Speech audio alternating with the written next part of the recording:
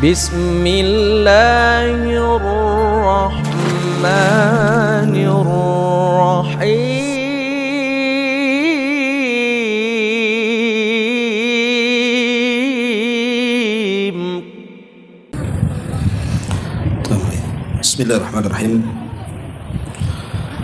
Assalamualaikum warahmatullahi wabarakatuh.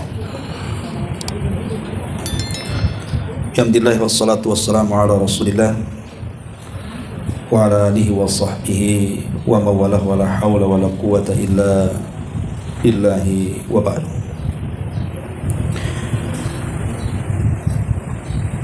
Kita lanjutkan kembali kajian kita,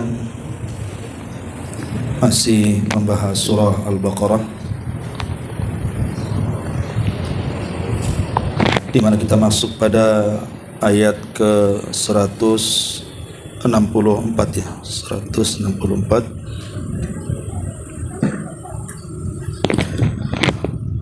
A'udzubillahi minasyaitonirrajim. Bismillahirrahmanirrahim. Inna fi khalqis samawati wal ardi wa ikhtilafil laili wan nahari wal fulki allati tajri fil bahri bima yanfa'un nas wa ma anzalallahu minas samaa'i min ma'in fa ahya bihil arda ba'da mautiha wa batha fiha min kulli dabbatin wa tasrifir riyahi was sahabil musakhkhari bainas samaa'i wal ardi la ayatin liqaumi yaqilun. Sesungguhnya pada penciptaan langit dan juga penciptaan bumi adanya silih berganti malam dan juga siang, kemudian bahtera yang berlayar di lautan dengan muatan yang bermanfaat bagi manusia, ataupun apa yang Allah turunkan dari langit berupa air, dengannya dia menghidupkan bumi setelah kematian. Kemudian tertebarlah di dalamnya semua jenis hewan, serta adanya pengisaran angin dan awan yang dikendalikan antara langit dan bumi. Semua itu sungguh merupakan tanda dari tanda-tanda kebesaran Allah bagi kaum yang mengerti. Ma'asyiral muslimat yang dimuliakan Allah Subhanahu wa taala, ayat ini Allah Subhanahu wa taala ingin menjelaskan kepada kita tentang satu ibadah yang sangat agung sekali, bahkan lebih agung dibandingkan semua ibadah sunnah.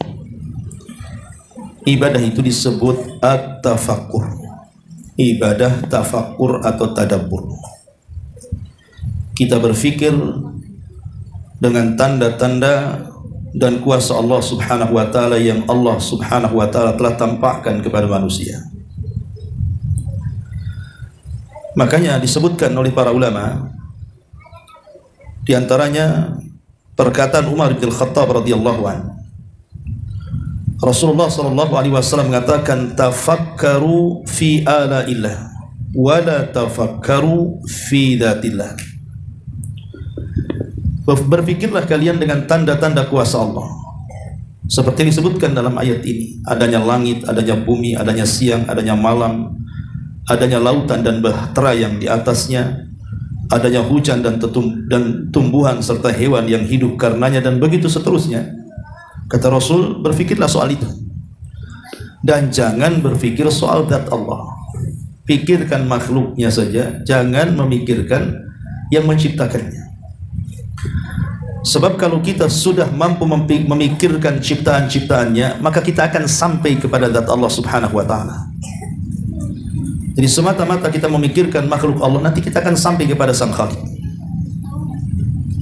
Makanya Syekhul Islam Ibn Taimiyah rahimahullahu taala mengatakan, al-qira'atul qalilatu bitafakkurin afdal minal katsirati bila tafakkurin.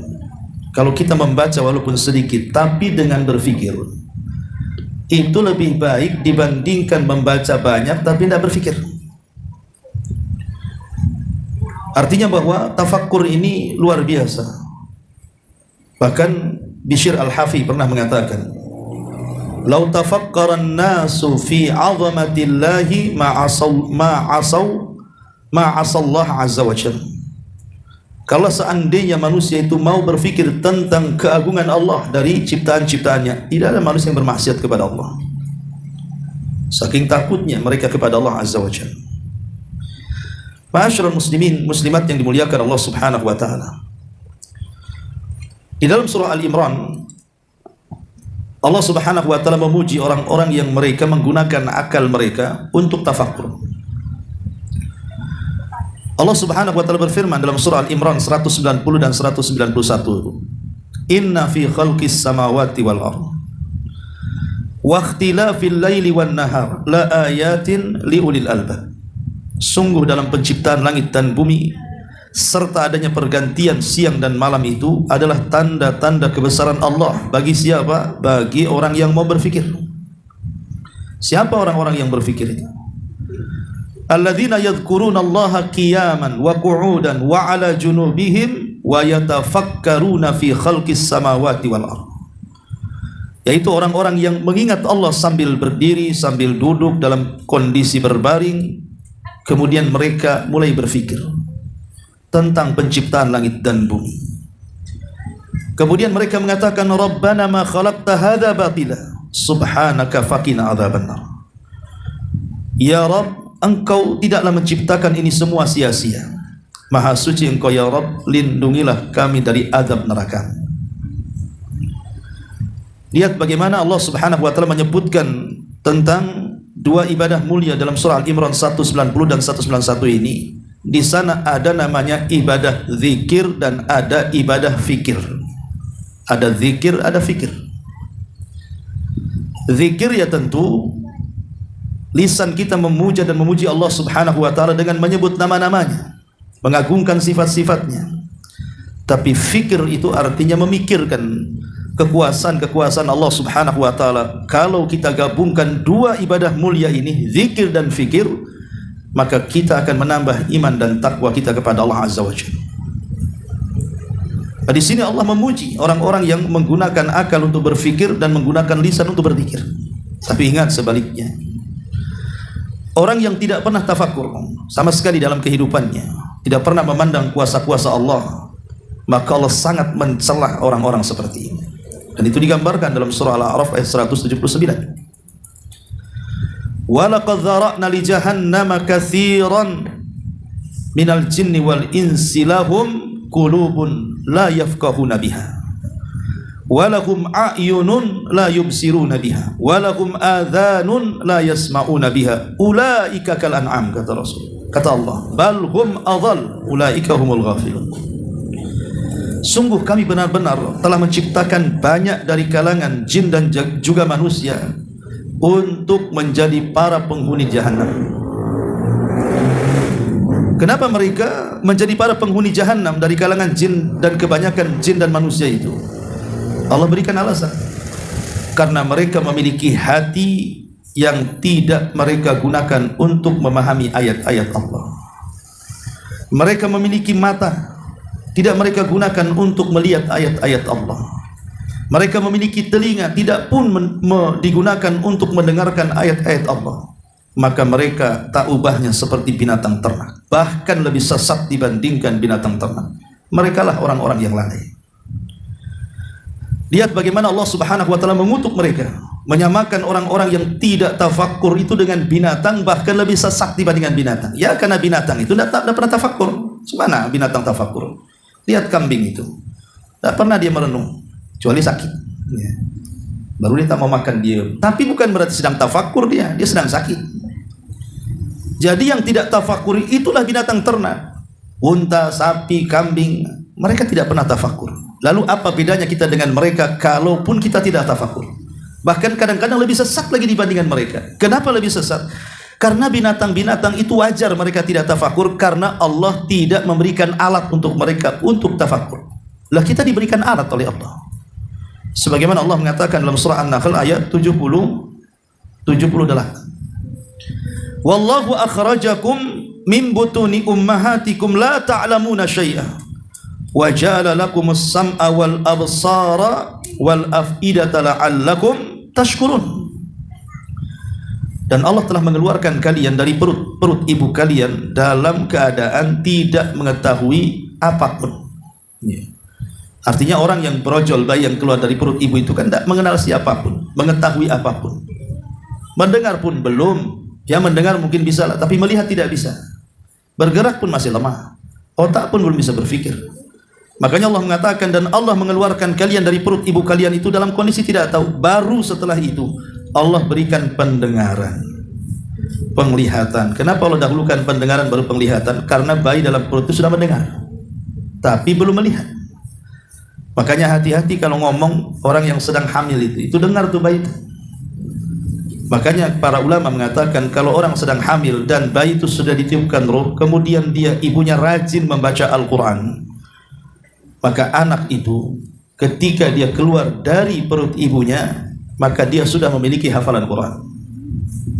Jadi tinggal dimurojaahkan saja nantinya kalau dia sudah besar. Tapi kalau yang diperdengarkan musik dangdut, ya keluar sudah joget dia. Ya. Karena itu yang didengarkan. Gitu. Makanya Allah mendahulukan dengar baru melihat di sini. Karena bayi itu sudah mendengar, tapi melihat tidak. Ya. Kemudian Allah mengatakan, wa ja'ala lakumus sama, Allah jadikan bagi kalian adanya pendengaran, wal absar adanya penglihatan, wal afidata adanya hati untuk berfikir. La'allakum tashkurun, tidakkah kalian bersyukur? Artinya dari surah An-Nahl 78 ini Allah Subhanahu wa taala mengingatkan kepada kita, inilah perbedaan kita dengan binatang. Binatang tidak diberikan alat-alat ini untuk berfikir, tapi manusia diberikan alat-alatnya untuk berfikir. Lah kalau seandainya alat-alat ini tidak digunakan untuk berfikir ataupun tafakkur, maka lebih kejam dibandingkan binatang. Ma'asyiral muslimat yang dimuliakan Allah Azza wa Jalla, ada sebuah kisah yang menarik. Atha, dia bercerita. Hadis ini perawinya Aisyah Ummul Mukminin radhiyallahu anha, dan hadis ini disahihkan oleh para ulama ala syarti Muslim. Jadi Atha mengatakan, dakhaltu ana wa Ubaid ibn Umar ala Aisyah Ummul Mukminin radhiyallahu anha. Jadi kata Atha, satu hari aku masuk bersama Ubaid ibn Umar ke rumah Aisyah Ummul Mukminin radhiyallahu anha. Faqalat li Ubaid ibn Umar, qad ana laka an tazurana. Kemudian Aisyah mengatakan, kenapa kau baru sekarang menziarahi kami wahai Ubaid? Maka kata beliau, ya ummah, kama qala al-awwal, zur ghibban tazdad hubban. Bukankah Rasul sudah mengatakan, jarang-jaranglah berkunjung supaya tumbuh kecintaan. Jadi kalau sering berkunjung, lama-lama hilang cintanya, hilang rindunya. Hari-hari ketemu itu juga mukanya. Tapi kalau jarang-jarang kan akan tumbuh kecintaan. Faqalat, maka Aisyah radhiyallahu anha mengatakan, da'una min ratanatikum hadhihi. Faqala Ibnu Umar, akhbirina bi'ajabi syai'in ra'aitihi min Rasulillah sallallahu alaihi wasallam. Fasakatat. Thumma qala, lamma kana lailatun minal layali. Kemudian orang-orang ini pun berbincang sesaat, sampai kemudian Ubaid bin Umar berkata kepada Aisyah,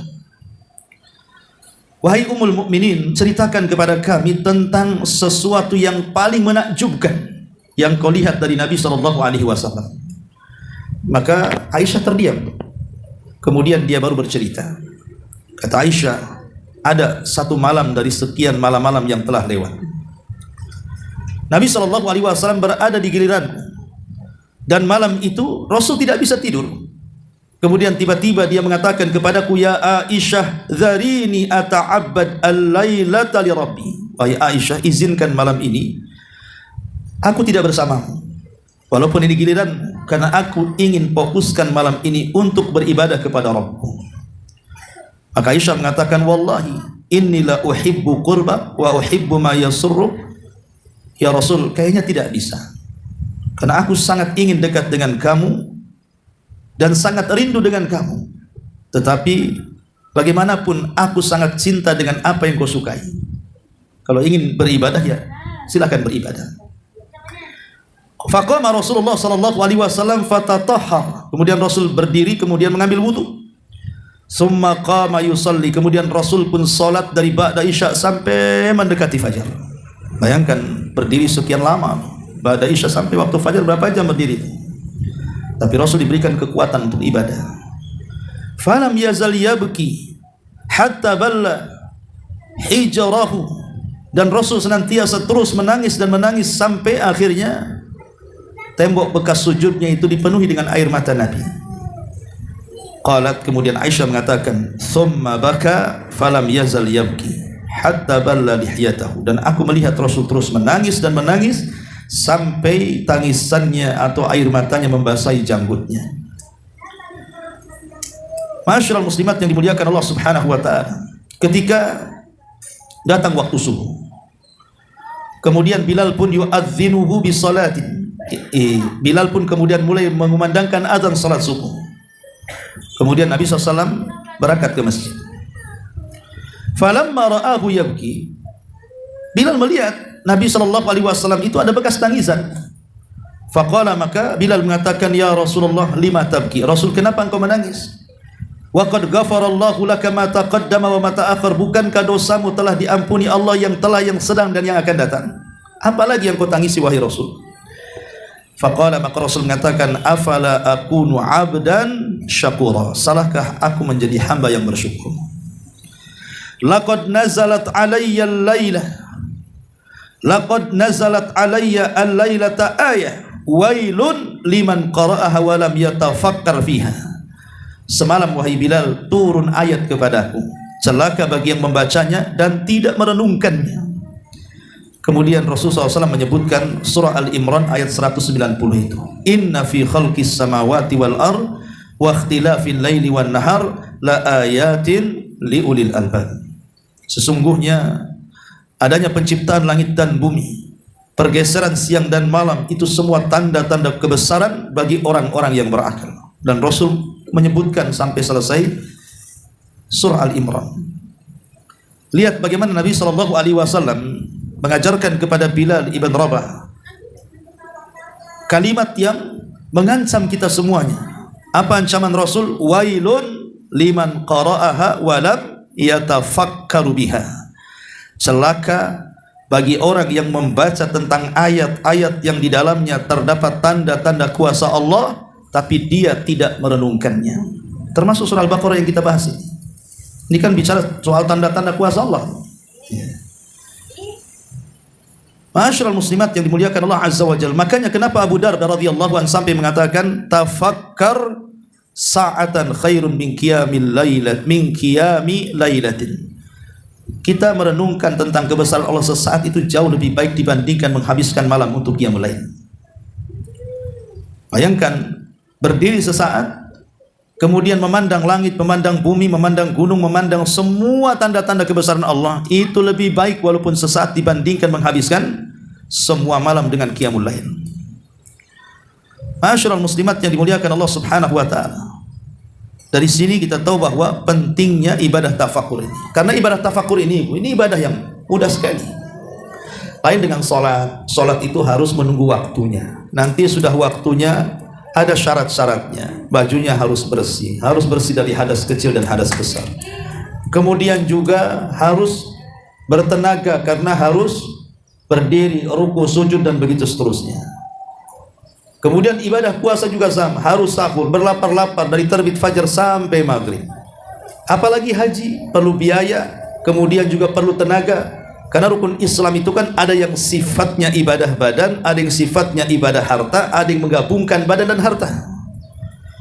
Ibadah badan ya puasa, sholat. Ibadah harta, zakat. Ibadah gabungan, haji. Artinya kan perlu biaya, walaupun tidak uang ya tenaga gitu ya. Tapi tafakur kan tidak perlu biaya. Nengok saja, kemudian dipikirkan, kok hebat gitu ya. Masalahnya begini, Bu. Terkadang kalau kita lihat dalam kehidupan kita ini, ibu umpamanya safar ke Singapura atau safar ke Australia atau ke luar negeri lah yang maju-maju. Terkadang kita takjub kalau ada bangunan yang aneh bentuknya, bangunan-bangunan pencakar langit itu kita takjub, kok bisa orang ini buat. Ataupun ketika kita melihat pesawat, macam mana orang itu merangkainya, kok bisa terbang pula di langit. Ataupun mungkin melihat kapal laut yang besar, pesiar itu kan, yang tidak bergeming dengan ombak dan gelombang itu, kok bisa gitu. Lah, kesalahan manusia ini kadang-kadang mudah takjub dengan ciptaan manusia. tapi tidak pernah takjub dengan ciptaan Allah Subhanahu wa taala. Padahal ciptaan Allah Subhanahu wa taala itu jauh lebih hebat dibandingkan ciptaan manusia. Padahal ciptaan Allah itu lebih hebat. Remeh-remehnya ciptaan Allah tidak mampu manusia menciptakannya. Ya ayyuhan nas, dzuriba mathalun fastami'ula. Wahai manusia, telah dibuat perumpamaan kepada kalian, dengarkan. Innal ladzina tad'una min dunillah lan yakhluqu dzubaban walau ijtama'u lah. Kata Allah Subhanahu wa taala, sungguh segala yang kamu seru selain daripada Allah itu, mereka tidak akan sanggup menciptakan walaupun seekor lalat, sekalipun mereka berkumpul semuanya. Dengan kecanggihan hari ini, teknologi yang luar biasa, ditemukan macam-macam peralatan yang dulu tidak pernah ada di zaman Nabi. Tapi belum pernah saya dengar ada orang yang sanggup menciptakan lalat. Tidak ada. Ya mungkin robot bisa kan itu, tapi robot bukan lalat. Tidak ada yang bisa persis menciptakan lalat, itu tidak ada. Ini yang remeh-temeh yang Allah Subhanahu wa taala ciptakan kan. Macam mana pula yang lebih daripada seekor lalat? Sementara terkadang kita lebih takjub melihat ciptaan-ciptaan manusia terhadap gedung-gedung pencakar langit gitu ya, atau bangunan-bangunan yang aneh, atau dengan pesawatnya, dengan ini dan itu sebagainya. Padahal di depan kita loh, kalau kita ngaca sendiri, itu pada diri kita itu lebih ajaib lagi dibandingkan ciptaan manusia. Wa fi anfusikum afala tubsirun. Dalam diri kalian itu ada tanda-tanda kebesaran Allah. Kenapa kalian tidak melihatnya? Nah, ini bahan renungan bagi kita juga ya. Kalau seekor lalat saja mereka tidak sanggup, macam mana pula di luar daripada lalat. Masyaallah muslimat yang dimuliakan Allah Subhanahu wa taala. Di sini Allah Subhanahu wa taala mengatakan, "Inna fi khalqis samawati wal ardh." Sesungguhnya pada penciptaan langit dan bumi. Tentu langit dan bumi bukan makhluk yang pertama kali diciptakan oleh Allah. Tapi di sana ada makhluk selain daripada langit dan bumi yang sudah Allah ciptakan di awal-awal. Pertama, ya kita mengambil pendapat yang kuat saja. Pertama arsy. Pertama arsy. Sebagaimana hadis Imran ibn Husain radhiyallahu anhuma. Ketika dia duduk di samping Rasul, tiba-tiba ada satu kaum dari Bani Tamim.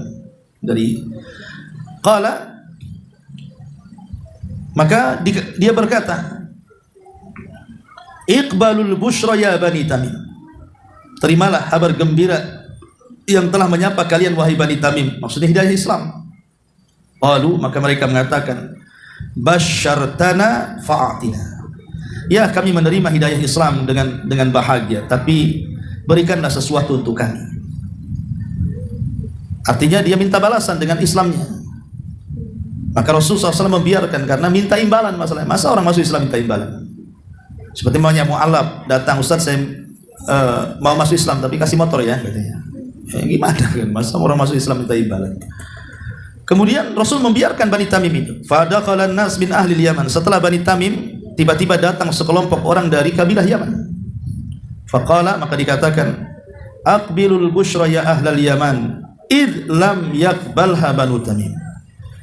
Terimalah kabar gembira tentang keislaman kalian, wahai penduduk Yaman, kalaupun Bani Tamim tidak menerimanya, karena mereka minta imbalan masalahnya. Qalu, maka mereka, maksudnya ahli Yaman, penduduk Yaman mengatakan, qabilna, kami terima tanpa imbalan. Kemudian mereka mengatakan, ji'naka, kami datang kepadamu wahai Muhammad, linatafaqqaha fiddin, kami ini ingin belajar, walinas'alaka an awwali hadal amri, maka kami ini hanya ingin bertanya tentang urusan-urusan yang pertama kali diciptakan oleh Allah Subhanahu wa taala. Di mana Allah sebelum Allah menciptakan langit dan bumi itu?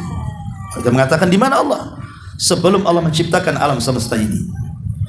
Maka Rasul mengatakan kanallahu wa lam yakun syai'un qablah. Allah itu tidak ada bersamanya satupun makhluk selain dia saja.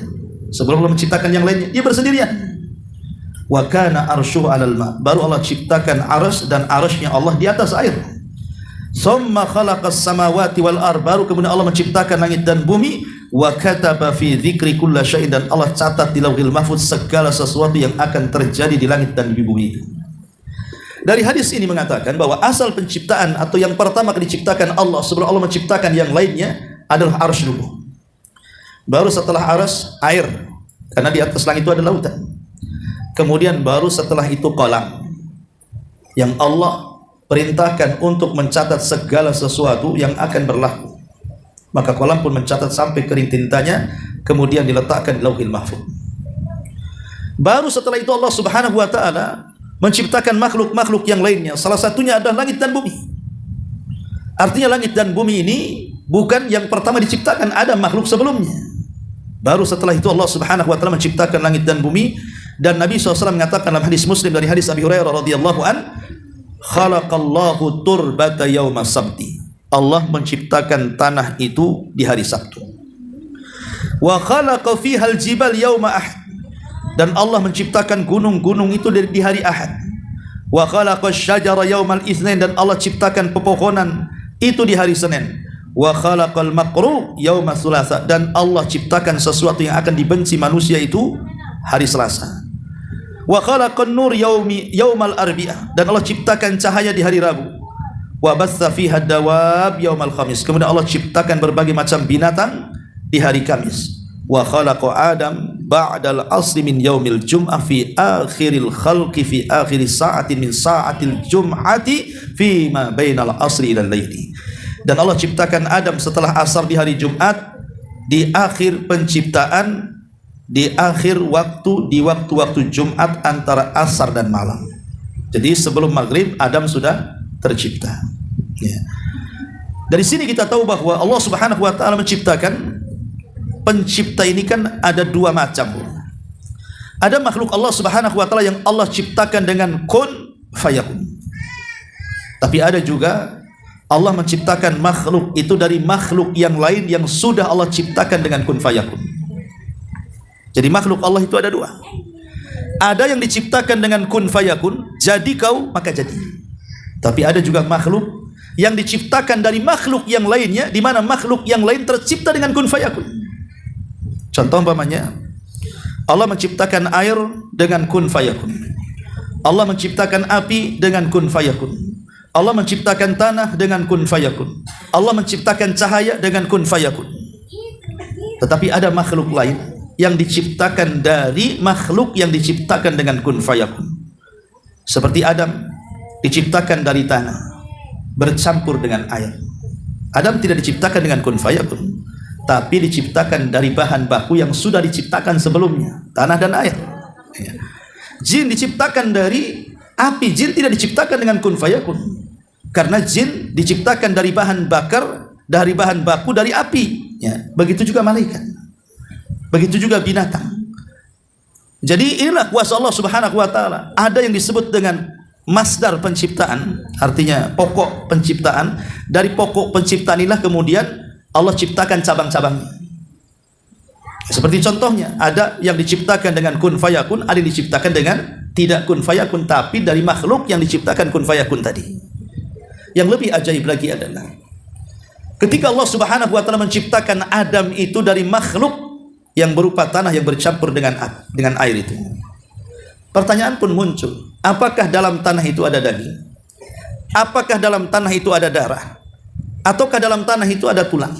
Ataukah dalam tanah itu ada kulit? Kenapa setelah kemudian tanah itu dibentuk patung Adam, muncul pula persendian, muncul pula tulang, muncul pula darah, muncul pula daging, muncul pula kulit, rambut, dan yang semacamnya? Kok berbeda dengan bahan bakunya? Itulah keajaiban ciptaan Allah sebenarnya di sini. Kalau kita memahami bagaimana ciptaan kita ini, ya, seperti kenapa dari sperma kemudian terbentuk seperti kita, ini kan semua renungan sebenarnya. Kalau orang mau merenungkan kekuasaan Allah Subhanahu wa taala. Ma'asyiral muslimat yang dimuliakan Allah Azza wa Jalla, maka Allah kemudian mengajak berfikir tentang langit dan bumi. Langit yang begitu luasnya, begitu juga bumi yang begitu besarnya, itu semua harus jadi bahan renungan. Wa ikhtilafil laili wan nahar. Begitu juga adanya pergantian siang dan malam. Sampai-sampai Allah Subhanahu wa taala berfirman dalam surah Al-Qasas ayat 71-72 itu. Qul afara'aitum in ja'alallahu lakumul laila sarmadan ila yaumil qiyamati man ilahun ghairullah ya'tikum bidiya'in afala tasma'un. Qul ara'aitum in ja'alallahu 'alaikumul laila in ja'alallahu 'alaikumun nahara sarmadan ila yaumil qiyamati man ilahun ghairullah ya'tikum bilailin taskununa fi afala tubsirun. Katakan ya Muhammad, terangkanlah kepadaku, jika Allah menjadikan untukmu malam ini terus sampai kiamat, adakah Tuhan selain daripada Allah yang mampu mendatangkan cahaya? Kenapa mereka tidak mendengar? Ataukah sebaliknya, jika Allah jadikan untukmu ini siang terus, tidak ada malam sampai kiamat, lalu siapa Tuhan selain Allah yang mampu mendatangkan kegelapan? Tidakkah mereka melihat tentang kuasa-kuasa Allah di sini? Lihat bagaimana ketika Allah mempergantikan siang dan malam. Coba berpikir Bu, kalau di siang hari, gimana kalau siang itu terus-terusan tidak ada malam? Sekarang kita di siang, gimana ya kalau tidak ada malam sampai kiamat? Gimana orang mau istirahat? Susah kan gitu. Kemudian ketika di malam hari kita berpikir, gimana kalau tidak ada siang ya? Terus sampai kiamat. PLN mana yang bisa menerangi bumi coba? Apa enggak ngamuk-ngamuk setiap bulan bayar listrik tuh? Kalau malam terus kan? Lah dengan adanya siang itu mengurangi listrik jadinya. Lah ini kan kuasa-kuasa Allah, adanya pergantian siang dan malam itu. Lah ini harus berpikir jernih bagi kita. Waqtilafil laili wan nahar wal fulkil lati tajri fil bahri bima yanfa'un nas. Belum lagi kemudian bahtera yang berlayar di lautan dengan muatan yang bermanfaat bagi manusia. Kalau bukan karena Allah, kemudian adanya perahu yang dulu mungkin belum ada pesawat, mungkin tidak akan jalan perekonomian manusia itu. Karena tidak semua negeri itu sama kondisi tanahnya. Ada yang subur, ada yang tidak. Contoh Batam. Kalau Batam ini tanahnya seperti Jawa, mungkin sudah jadi sorga karena hujan terus Batam ini. Cuman kan tanah di Batam beda pula dengan di Jawa. Di Jawa ini subur. Ya, tapi di Batam tidak subur, walaupun dihujani tetap aja tanah boksit kayak gini kan begitu. Coba kalau tanahnya seperti di Jawa, udah jadi pusatnya sorga Batam ini. Tapi Allah buat ya memang di sini hujan terus, nggak ada istilahnya kekeringan, tapi juga Allah kurangi nikmat yang lainnya. Sementara di daerah lain tanahnya bagus, sekali tak ada hujan pula, gersang akhirnya. Lah disitulah akhirnya satu daerah dengan daerah yang lain itu saling membutuhkan. Maka terciptalah kapal-kapal yang mengangkat barang-barang dari ujung dunia ke ujung dunia, sampai akhirnya di Indonesia saja ibu bisa punya handphone. Loh, siapa yang produksi handphone? Bukan di sini. Diantarnya pakai apa kan begitu? Maka dengan adanya kendaraan yang bisa mengantarkan sana sini yang bermanfaat bagi kita, itu sebenarnya ini kuasa Allah Azza wa Jalla. Bisa saja Allah tenggelamkan kapal-kapal itu di lautan, atau Allah jatuhkan itu pesawat di langit itu. Tapi Allah tidak lakukan, supaya manusia berpikir di situ. Kemudian Allah mengatakan, wa ma anzalallahu minas sama'i mim ma'in, dan Allah turunkan dari langit ini berupa hujan. Fa ahya bihil arda ba'da mautiha, maka Allah hidupkan bumi setelah kematiannya. Allah Subhanahu wa taala mengatakan di dalam surah Al-Waqiah ayat 69 sampai 70. Allah mengatakan, afara'aitumul ma'a alladhi tashrabun a antum anzaltumuhu minal muzni am nahnul munzilun law nasha ja'alnahu ujajan falawla tashkurun. Maka bagaimana pendapat kalian soal air yang kau minum itu? Apakah yang menurunkannya kalian atau kami yang menurunkannya? Kalau kami berkehendak, apa kalian tidak bersyukur? Soal hujan di sini, siapa yang menurunkan hujan? Allah yang menurunkan hujan. Makanya Allah mengatakan, engkau yang menurunkan hujan, bukan aku. Kalau Allah mau, Allah buat asin sama dengan air lautan, kalian tidak mungkin bisa memanfaatkannya. Atau air hujan itu kemudian sampai di bumi, kemudian Allah amblaskan sampai ke 7 lapis. Mungkin kalau orang gali sumur ada air tuh, tapi kenapa Allah tahan di lapisan-lapisan yang pendek dengan manusia? Kadang-kadang digali 1 meter ada air, 2 meter ada air, 3 meter ada air, paling banyak mungkin 20 meter ada air. Karena Allah yang menyimpannya. Lah untuk siapa Allah menyimpan itu? Untuk kita manusia lah. Harusnya kita banyak bersyukur. Falaula tashkurun, mengapa kamu tidak bersyukur kepada Allah Subhanahu wa taala? Kemudian Allah Subhanahu wa taala mengatakan, wa batha fiha min kulli dabatin, dengan adanya air yang turun dari langit itu, kemudian menghidupkan bumi setelah kematian, menebarkan dalamnya semua jenis hewan, ya. Jadi hewan-hewan akhirnya hidup kan, kalau dengan adanya air, hewan-hewan hidup jadinya. Jangankan hewan, kita aja manusia dengan adanya air hidup. Kalau tidak ada air, kita tidak akan hidup. Mendingan minum daripada makan kan itu. Kemudian wa tasrifir riyahi was sahabil musakhkhari bainas sama'i wal ardi. Kemudian dan pengisaran angin, pengisaran awan yang dikendalikan antara langit dan bumi. Coba dengan angin yang berhembus ke sana kemari menjadi oksigen bagi kita. Akhirnya kita hidup. Atau akhirnya mengantarkan biji-bijian yang entah berantah dari mana. Kita tidak nanam bayam depan rumah atau tumbuh pula bayam. Bayam siapa ini? Allah yang menumbuhkan. Dari mana bijinya? Angin yang membawanya. Kadang-kadang kita tidak nanam atau tumbuh di situ. Allah yang menanamnya. Bagaimana caranya? Ya lewat angin tadi, diterbangkan bijinya sana, biji sini, akhirnya banyak tumbuhan di mana-mana. Kemudian juga Allah tutup ayatnya, la ayatin liqaumi ya'qilun. Itu semua tanda dan kuasa Allah Subhanahu wa taala bagi orang-orang yang mau berfikir. Ma'asyiral muslimat yang dimuliakan Allah Subhanahu wa taala, tentu yang namanya tafakkur itu kan ada asar keimanannya. Apa sih asar imaniyahnya? Pengaruh keimanannya ketika kita ini mampu untuk tafakkur, mampu untuk memikirkan tanda-tanda kuasa Allah Subhanahu wa taala. Yang pertama, dengan adanya tafakkur ini iman kita semakin kuat. Kuwatul iman. Wa ziyadatuhu, dan akan bertambah. Bisi'ati ilmillahi, dengan luasnya pengetahuan Allah Subhanahu wa taala dengan makhluknya. Jadi dengan memikirkan ciptaan-ciptaan Allah itu makin tinggi imannya dan bertambah. Makin yakin lagi tentang adanya Allah. Kemudian yang kedua, al-ilmu bisi'ati qudratillahi wa diqqati itqanihi lil makhluqat. Jadi kita tahu dengan kita melihat alam semesta ini, dengan kondisi langit, bumi, gunung dan yang lainnya itu, tentang bagaimana kuasa Allah yang luar biasa. Bagaimana Allah Subhanahu wa taala sanggup dengan mungkin menciptakan makhluk-makhluknya tanpa ada cacat. Coba lihat, langit itu kan bangunan langit itu. Tapi kan tidak ada tiangnya. Kalau kita ngedak lantai 2 nggak ada tiangnya, apa nggak roboh? Itu logikanya. Tapi Allah bisa ciptakan seperti itu dengan mungkinnya dan tidak retak sama sekali kecuali kelak hari kiamat. Kemudian yang ketiga, ma'rifatu si'ati rahmatillah wa ihsanihi ila khalqihi. Di sini ada pengetahuan tentang rahmatnya, luasnya rahmat Allah, baiknya Allah kepada kita. Bagaimana Allah tidak baik sebelum kita diciptakan loh. Allah sudah siapkan tempatnya. Maksudnya bumi Allah ciptakan. Setelah Allah Subhanahu wa taala siapkan bumi, Allah sediakan fasilitasnya. Allah ciptakan gunungnya, pantainya, lautnya, kemudian tanah datar untuk penghuniannya dan begitu seterusnya. Kemudian setelah itu Allah kasih pula rizkinya. Allah siapkan rizkinya dan rizkinya tidak terputus. Ya, buah-buahan itu terus mengalami pengembangan. Ya. Kemudian juga setelah Allah Subhanahu wa taala persiapkan fasilitasnya, Allah ciptakan kita, kemudian kita disuruh untuk menempati yang sudah siap fasilitasnya. Habis itu Allah kasih pengetahuan, irsyad kepada kita.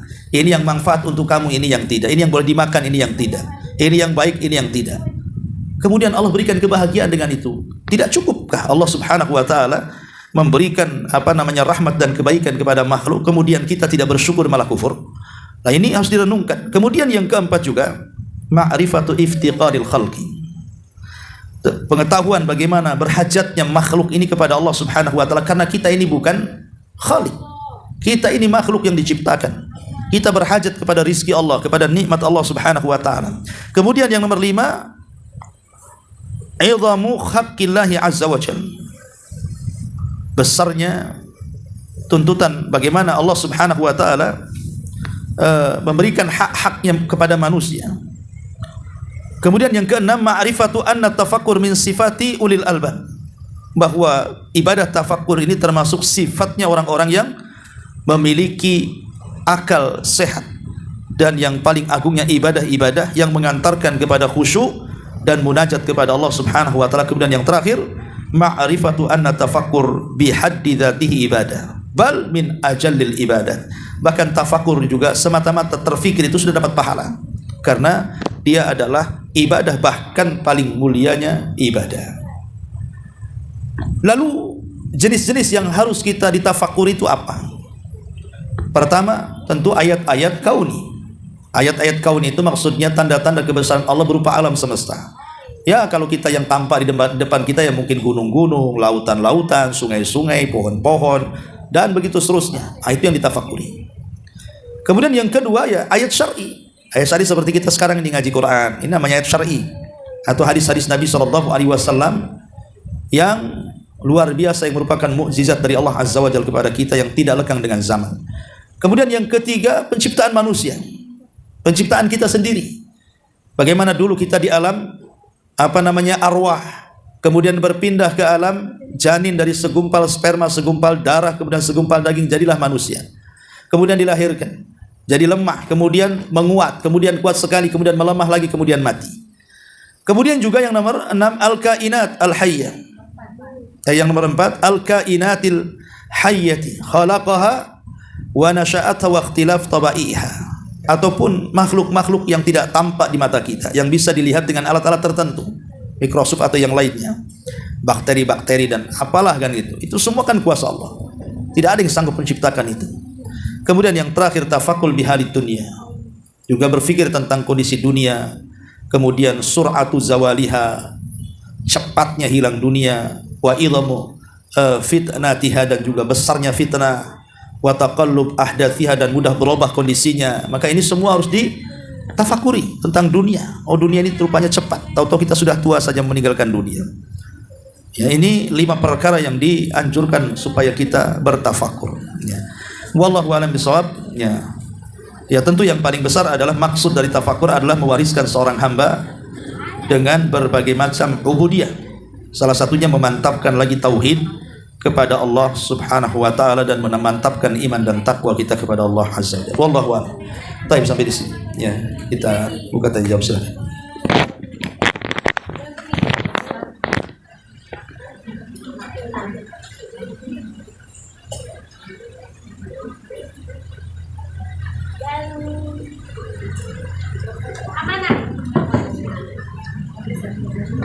Assalamualaikum Ustaz. Waalaikumsalam. Bolehkah Ana minta ulang tentang ini? Allah menciptakan tanah dari satu dan seterusnya. Hadisnya. Iya.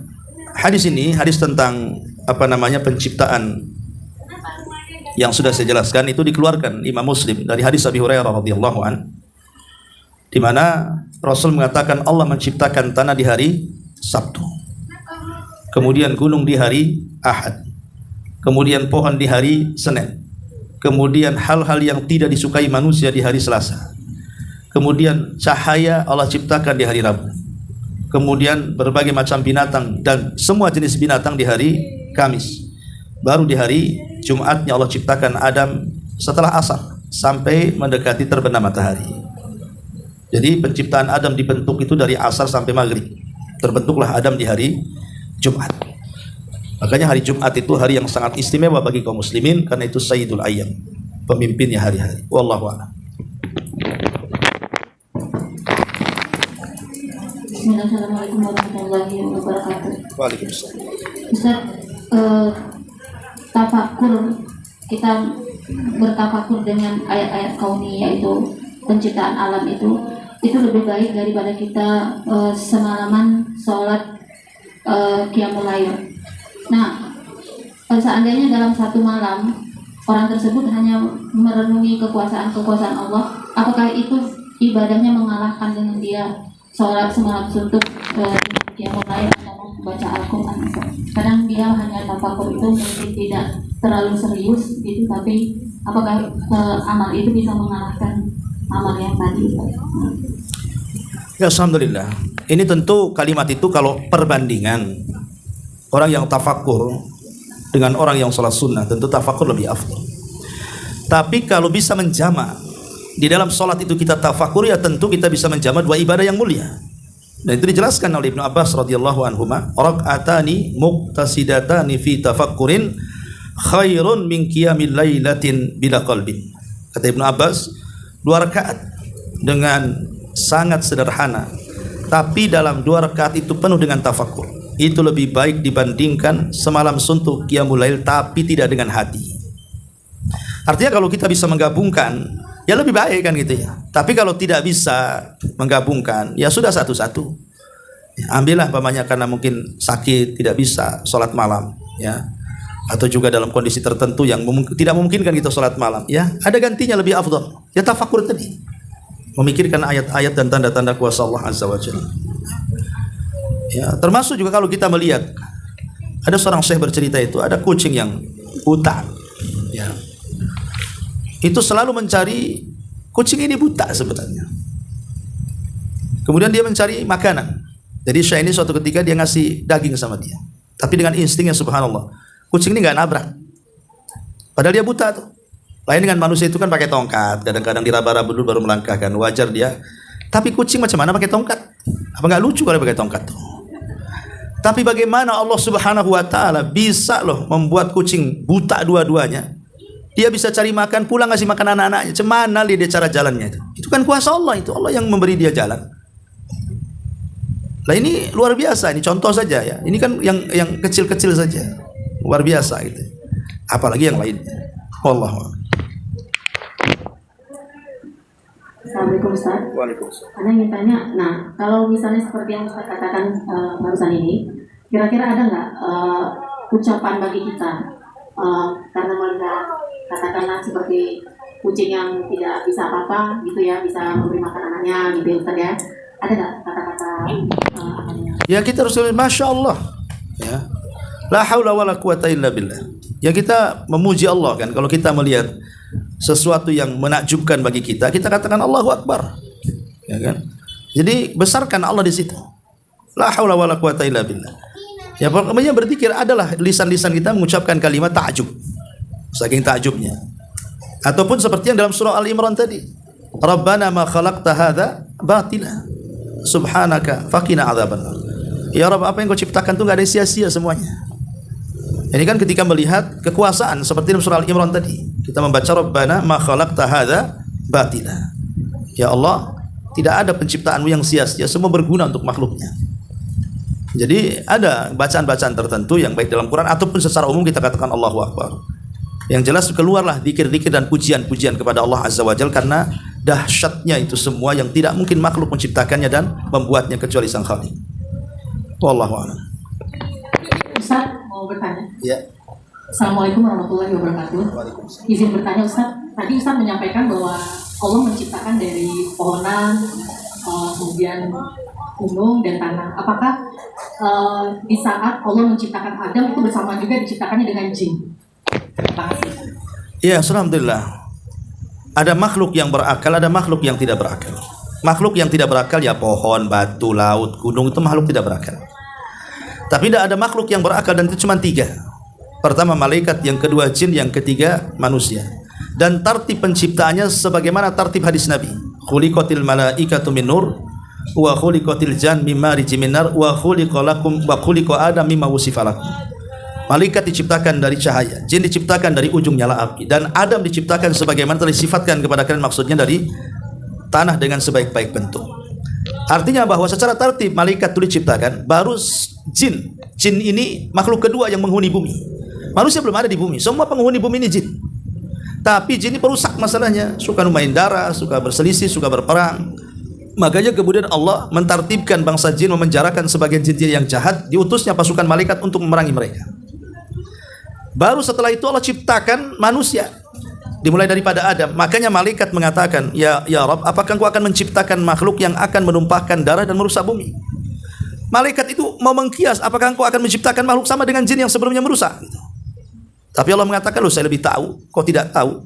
Ya buktinya ketika Allah menciptakan Adam dan keturunannya, lahirlah para nabi, lahirlah orang-orang soleh, syuhada yang lebih mulia dibandingkan para malaikat. Artinya bahwa tartib penciptaan itu ya malaikat dulu, baru jin, kemudian Adam. Jadi bukan bersamaan, tidak satu-satu. Ya, wallahu a'lam. Satu lagi Ustaz. Ya. Ketika kita pergi melihat di alam, misalnya kita ke pegunungan, ke pantai atau ke hutan, kita melihat keindahan-keindahan alam dan kita kagum dengan keindahan-keindahan tersebut, tapi kita lupa mengucapkan Masya Allah. Apakah kita tetap mendapatkan pahala? Ya tetap dapat pahala lah. Kalau kagumnya maksudnya itu menisbatkan ciptanya kepada Allah, ya dapat pahala. Tidak karena mengucapkan dalam lisan itu kan bagian daripada zikir. Tapi kalau merenungkan itu bagian daripada fikir. Fikir dengan zikir kan beda. Jadi berfikir betapa indahnya, betapa luar biasanya. Baru setelah itu timbul zikir. Dari fikir itu timbul zikir. Jadi kalau dia bisa mengucapkan zikir berarti menggabungkan 2 ibadah mulia itu. Ibadah fikir, tafakur, dan ibadah zikir.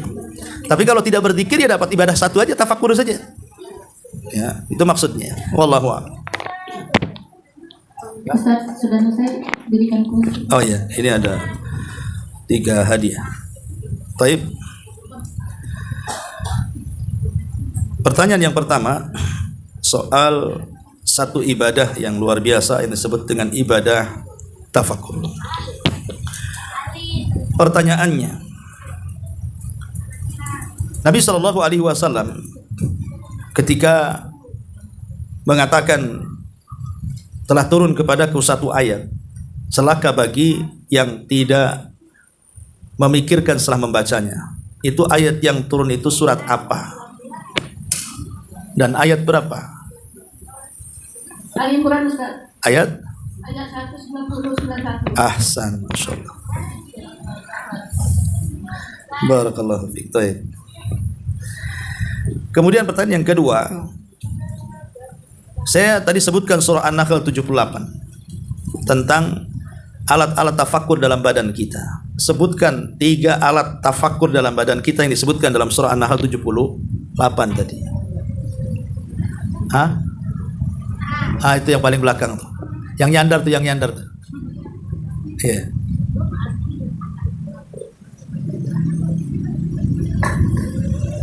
Assalamualaikum warahmatullahi wabarakatuh. Waalaikumsalam. Bismillah. Pendengaran dan penglihatan. Kan 3 tuh. Satunya pendengaran, penglihatan dan hati. Ahsanti, Masya Allah. Fadhali. Dan yang terakhir tentang sebutkan keutamaan 3 keutamaan tafakur. 3 saja. Tentang pengaruh imannya, keutamaannya ibadah tafakur itu apa? Terserah.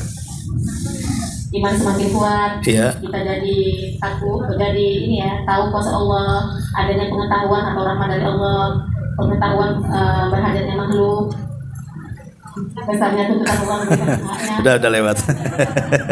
Udah nanti 2 dapatnya. 1 aja lah. Oke, ini dapat 1. Iya. Nanti utang Mureza pun. Baik, sampai di sini. Mudah-mudahan bermanfaat. Subhanallah bihamdika asyhadu an la ilaha illa anta astaghfiruka wa atubu ilaik. Wallahu taala alam. Assalamualaikum.